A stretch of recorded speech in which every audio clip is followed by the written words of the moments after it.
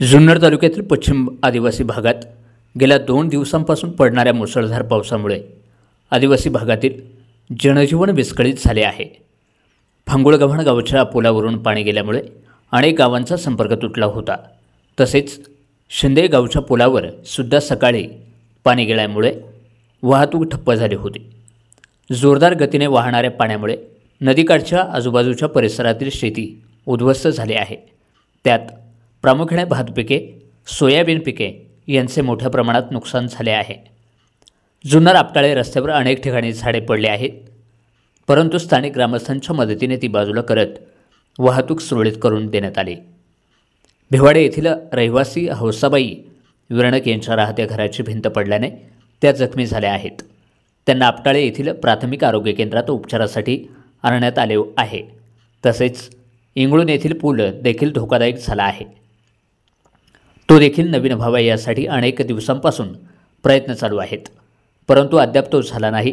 तसेच देवळे गावच्या आजूबाजूच्या परिसरात गेल्या 2 दिवसांपासून लाईट गेली आहे. पावसाचा जोर अजून देखील कमी झालेला नाही. जोरदार पाऊस पश्चिम विभागात पडत आहे. या सगळ्या घटनेची माहिती मिळताच जिल्हा परिषद माजी अध्यक्ष आदिवासी बादल देवराम लांडे यांनी आदिवासी भागातील अनेक गावांना भेटी देत परिस्थितीचा आढावा घेतला व जिथे जिथे अडचणी आहेत त्याची माहिती तहसीलदार, जुन्नर गट विकास अधिकारी जुन्नर यांना फोनद्वारे दिली आहे.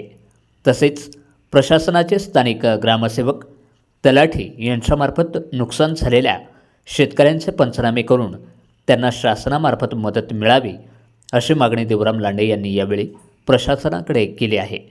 आदिवासी वादळ न्यूज नेटवर्क, शिंदे. शिंदेच्या पुलावरती फार मोठ्या प्रमाणामध्ये आज नुकसान खरं तर झाले आहे. सोयाबीनचे पिकं वाहून गेलेले आहेत आणि या ठिकाणी या नदीला पूर आलेला आहे. गेल्या 2-3 वर्षापूर्वी या नदीने आलो होतो आणि याला पूर येऊन या ठिकाणी कसं या 10-15 गावाचा संपर्क तुटला होता 3 वर्षापूर्वी. परंतु आता पूल झाल्यामुळं हा संपर्क चालू आहे आणि म्हणून अशा प्रकारचा हा आत्ता पाऊस हा मुसळधार पाऊस आहे. या शिंदे पुलावरती गावकरी आणि आम्ही उभा आहोत. खरं तर आता सोयाबीनची मोठ्या प्रमाणामध्ये खरं तर नुकसान झालेले आहे. अशा प्रकारचं आजच्या पावसाची परिस्थिती आहे आणि म्हणून मी शासनाकडं अशी मागणी करतो की शासनाने तलाठी सरकारने पाहणी करावी. ज्या ज्या शेतकऱ्यांची कुठं या अतिवृष्टीमुळे नुकसान झाले असेल, सोयाबीन वाहून गेला असेल, भात खात्र्या वाहून गेल्या असतील, बांधोळी अशा प्रकारचे या ठिकाणी शासनाने करावे. हा प्रचंड याच्या नदीला पूर आलेला आहे. आम्ही उभा आपण बघता तिकडे दृश्य आज या नदीच्या पात्राच्या बाहेर ही कडा आहे आणि नदीच्या पात्राच्या बाहेर पाणी गेल्यामुळं कडाला असलेली पिकं वाहून गेलेत. वरची वावरं जी मोठे वावर आहेत सोयाबीन आज खरं तर वाहून गेलेलं आहे. नुकसान झालेली आहे. काय नुकसान झाले? सोयाबीनचे नुकसान झालेले, भाताची नुकसान झालेली, वावरं फुटलेली आहेत. म्हणजे वावरं बांधोळी वाहून गेली.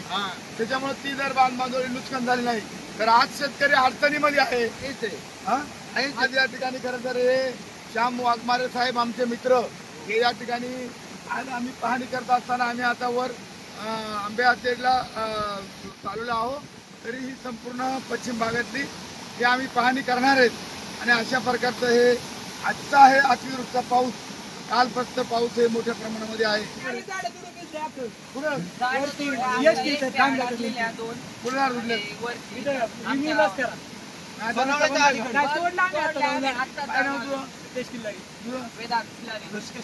अभिनंदन तुमचं. रस्त्यावरती अतिवृष्टीच्या पावसाने करता झाडं पडली होती आणि हे तरुण कॉलेजचे विद्यार्थी जाऊन ते झाडं बाजूला केली आणि त्याच्यामुळे कोणती एसटी होती? निमळून, आंबोली, आंबे हाती या 3 एसट्या खरं तर या कॉलेजच्या विद्यार्थ्यांनी ती झाडं रस्त्यामध्ये पडली होती आणि ती झाडं काढली आणि म्हणून एसटीचा प्रवास पुढे चालू झालेला आहे आणि ते चक्क जम झालेला आहे. आणि म्हणून मी त्यांनाही तरुणांचं मी अभिनंदन करतो की ती एसटी झाडं बाजूला केल्यानंतर एसटी गेलेला आहे. असे अनेक नुकसानी झालेले आहेत आणि शेतकरी आज खरं तर आमचा शेतकरी राजा आज बळीराजा अडचणीत सापडलाय. आणि म्हणून आपण या मीडियाच्या माध्यमातून मी तहसीलदार असेल, कलेक्टर असेल, प्रांत असेल या सर्वांना मी सांगू इच्छितो की तात्काळ पाऊस उघडल्या हे पंचनामे करा. सोयाबीनचे सुद्धा वाहून गेले. सोयाबीन भात अजून काय काय पिकं वाहून गेली. म्हणजे आपली मूळ पिकं आहेत आणि बांधोळे ही सुद्धा मोठ्या प्रमाणामध्ये नुकसान झाले आहे. तर मी अधिक काय न बोलता निश्चितपणे याची पाहणी करून शासनाने ताबडतोब त्याची नुकसान भरपाई द्यावी अशा प्रकारची मागणी करतो आणि शेताला धन्यवाद.